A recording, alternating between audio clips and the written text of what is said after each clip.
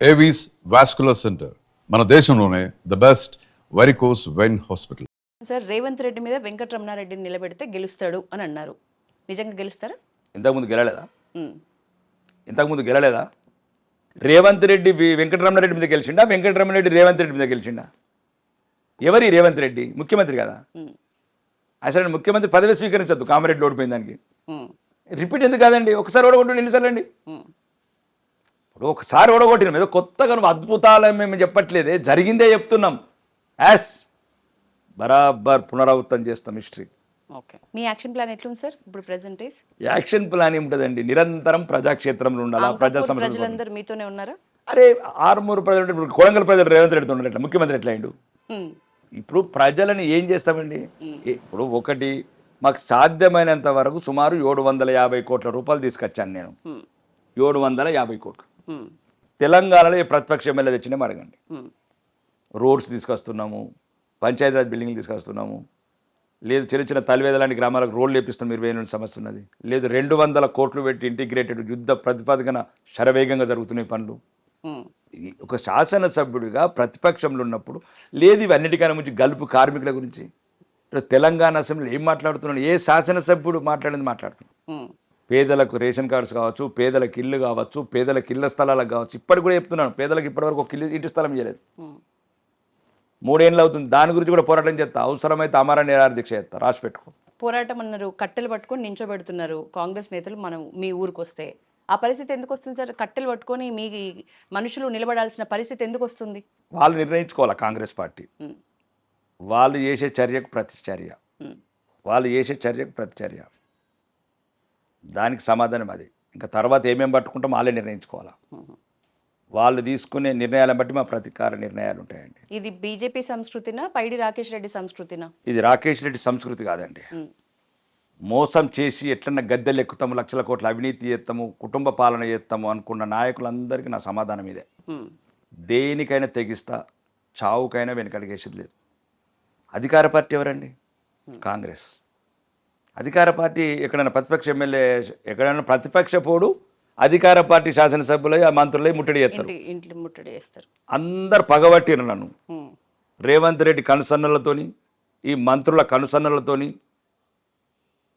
నేనేమన్నా? అవును, ఇప్పుడు అన్నాను కదా, అందరు గద్దెనెక్కి ఉత్తమ్ కుమార్ రెడ్డి యూనియన్ అంటున్నాను స్కూటీలు. అట్లా అడిగిన దానికి నా మీద ప్రతీకారచర్యనా? లేదు నేను రేవంత్ రెడ్డి అన్నదమ్ముల మీద ఏమైనా 100 కోట్లు స్కాములు చేస్తున్నానా, కబ్జాలు చేస్తున్నానా? ఏమన్నా వీళ్ళందరూ మంత్రివర్గంలో ప్రతి ఒక్కరు 10% 20% కమిషన్లు కొట్టుకుంటూ బిల్లు ఇచ్చి పాస్ చేస్తున్నా? ఏం చెప్తున్నా నేను? ఒక ప్రతిపక్షంలో ప్రజా గొంతుకై ప్రశ్నిస్తున్నా. దానికి సమాధానం మీరు ప్రజాస్వామ్యయుతంగా చెప్పండి. నా మీద దాని ఇంటి ముట్టడి అంటే ఏంది? మరి రేవంత్ రెడ్డి ఎన్నిసార్లు ముట్టడి చేయాలి? అందరూ తెలంగాణ వాళ్ళందరూ సీతక్కి ఇల్లు ముట్టడి చేయొద్దా? బట్టి విక్రమార్కి ఇల్లు ముట్టడి చేయొద్దా? అధికారం ఉన్నది మీరు కాబట్టి కావాలని ఒక ప్రతీకార జ్వాలతో రగిలిపోతున్నారు. వాళ్ళు అన్నప్పుడే నా కార్యకర్తలు స్వచ్ఛందంగా వచ్చారు. నేను కాపాడుకుంటామన్నా. నేను ఏది జరిగితే బరాబర్ 1-10 మా తల వలిగిందంటే 10 తలకాయలు వాళ్ళు కొడతాం. ఒక తల పగిలితే 10 తలకాయలు బరాబర్ 10 తలలు, వీలైతే 100. మేము ఎవరిని ఏమనం ముందు, మమ్మల్ని ఏమంటే మాత్రం ఒప్పుకునేది లేదు. This is Paidi Rakesh Reddy style అనుకోవాలా? అంటే ఆత్మరక్షణ అద్దా మాకు? అద్దా అంటే ఏమనాలా? మరి ఆడు కొడితే వాడల్లా? ఎవడో అనామకుడు వచ్చిన ఇంటి ముట్టడి చేస్తంటే ఒప్పుకోవాలా? మరి దీన్ని ప్రశ్నించలేదు కాంగ్రెస్ని.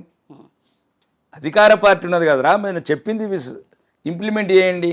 ఆయన ఏమన్నాడు దాన్ని అడిగాను తప్పు అడిగాను. ఇప్పటికి కూడా చెప్తాను, కట్టుబడి ఉన్నాను అంటున్నాను. ఓకే, ఇప్పుడు గౌరవనీయ మా పిసిసి ప్రెసిడెంట్ గారు మహేష్ కుమార్ కూడా ఉన్నారు, అనుమల రేవంత్ రెడ్డి గారు ఉన్నారు. మీరు దేనికైనా సిద్ధం, కమిటీ వేయండి. ఒకవేళ రాకేష్ రెడ్డి మాట్లాడిన తప్పు అంటే దేనికైనా దానికి సిద్ధం. ఒక ఇంటలెక్చువల్స్, రాజ్యాంగ నిపుణులు, మాజీ న్యాయమూర్తులు, ప్రస్తుత న్యాయమూర్తులు కమిటీ వేయండి కదా. నేను మాట్లాడిందని తప్పున్నదని దేనికైనా శిక్ష లేదు. మహేష్ కుమార్ గౌడు, రేవంత్ రెడ్డి ఏ శిక్షకని నేను వాళ్ళిద్దరు ఇప్పుడు అధికారం ఉన్నారు కదా, పీసీ ప్రెసిడెంట్, వాళ్ళిద్దరు ఏ శిక్ష విధించి నేను సిద్ధంగా ఉంటా. నేను పేద బిడ్డలు, సామాన్య బిడ్డల వైపు ప్రశ్నిస్తున్నా. ఫీజు రింబర్స్మెంట్ ఉండండి. అవును, తప్పేముంది? ఫీజు రింబర్స్మెంట్ ఎందుకు ఇయ్యరు అడుగుతున్నా. ఇప్పుడు కూడా అడుగుతున్నా యశోద మీ ద్వారా.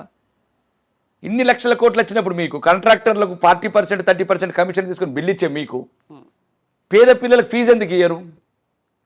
ఆ పిల్లలు ఏడుపు మంచిది కాదండి. ఆడ డోర్ల కాడ ఆపేస్తారు, ఎంట్రన్స్ కాడ. లోపల పిల్లలు ఉంటారు, వాళ్ళ సాటి పిల్లలు, ఎదిగిన పిల్లలు. వాళ్ళు చిన్న పిల్లలు కాదండి, వాళ్ళు ఇంజనీరింగ్ స్టూడెంట్లు, 20 ఏళ్ళ బిడ్డలు. ఏం పాపం చేశారండి? తెలంగాణలో పుట్టడం పాపం చేశారా? మీ దుర్మార్గమైన వాగ్దానాలకు ప్రమాణం చేశారా? విద్య ఏనోళ్ళు, వైద్యం ఏనోళ్ళు మీరా? మీ ప్రభుత్వాలు నడిపేది. నేను అదే అడుగుతున్నాను, ఇప్పటికి కూడా చెప్తున్నా, దేనికంటే దానికి సిద్ధం. అన్ని ఉద్యమాలు చేస్తాను, ఏదంటే అది చేస్తాను, దేనికంటే దానికి తెగిస్తాను. నేనేమంటున్నాను, ఎవరుంటారండి ఈ ఫీజు రింబర్స్మెంటు? పేద పిల్లలు, సామాన్యులు, చదువుతోనే జీవితాలు దిద్దుకునే వాళ్ళు. వాళ్ళకి ఏం ఆస్తులు ఉన్నాయా, అంతస్తులు ఉన్నాయా, కోకాపేటల విల్లలు ఉన్నాయా, రేవంత్ రెడ్డి లాగా, రాకేష్ రెడ్డి లాగా, పట్టి విక్రమార్కలాగా, సీతగా? నేను ఏమంటున్నానంటే, వాళ్ళకి కోట్లాది ఆస్తులు లేవండి. వాళ్ళకి చదివే వాళ్ళ భవిష్యత్తు, చదివే వాళ్ళ ఫ్యూచరు.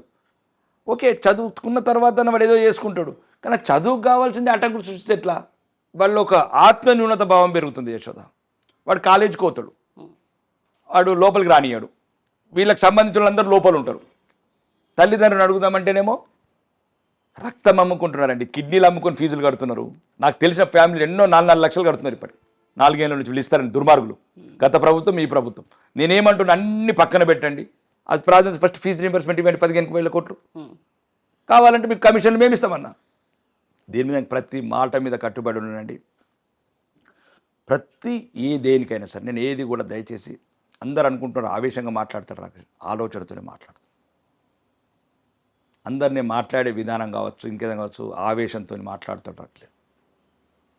మీ ద్వారా చెప్తున్నాను, దయచేసి తెలంగాణ ప్రజలు, మీరు అనుకుంటుండొచ్చు నేను ఆవేదనతోనే మాట్లాడుతున్నాను. నేను అన్న మాటలు తప్పుంటే మీరు ఏ శిక్ష నాకు వేయండి. నేను ఈరోజు రాష్ట్ర వ్యాప్తంగా ఉన్న పేదల గురించి మాట్లాడుతున్నాను, గల్ఫ్ కార్మికుల గురించి మాట్లాడుతున్నాను. ఒక్క పిల్లగాడు 20 ఏళ్ళ బిడ్డ ఆ కాలేజ్ గుమ్మం దగ్గర నిలబడితే ఆడి కన్నీళ్ళు, వాడి కడుపులో ఉన్న వాడి మరిగే రక్తం తెలుసు నాకు. ఉద్యోగాలు ఇస్తామని అశోక్ నగర్ చౌరస్తాలో మీ యువరాజు వచ్చి చెప్పినప్పుడు బిడ్డలు ఈరోజు మళ్ళా కిడ్నీలు అమ్ముకుంటున్నారు. చూడు, వాళ్ళ బాధలు, వాళ్ళ తల్లిదండ్రుల బాధలు మాట్లాడుతున్నారు. లేదు, రాజకీయ నాయకులలో కొద్దిగా మార్పు అన్న రావాలని మాట్లాడుతున్నాను. ఏదన్నా సరే ప్రశ్నించిపోతాను. నాకు వ్యక్తిగతమే లేదు, రాజకీయం నా భవిష్యత్తు కూడా కాదు. ఎన్నోసార్లు చెప్తున్నాను, గతం లేదు, భవిష్యత్తు లేదు. ఈరోజు ఉంది నా దగ్గర. ఈరోజు ఈ గొంతుని మోగే వరకు ప్రశ్నిస్తూనే ఉంటాయి ఈ రాజ్యాన్ని. Yes, thank you sir. మీ ఆవేశం వెనుక చాలా ఆలోచన ఉంది అని చెప్పిండ్రు. ఆ ఆలోచన ప్రజలకి చాలా మంచి చేయాలని మా ఐ డ్రీమ్ ద్వారా మనస్ఫూర్తిగా కోరుకుంటూ, మీ వాల్యుబుల్ టైం మాకు ఇచ్చినందుకు థ్యాంక్ యూ. ధన్యవాదాలు.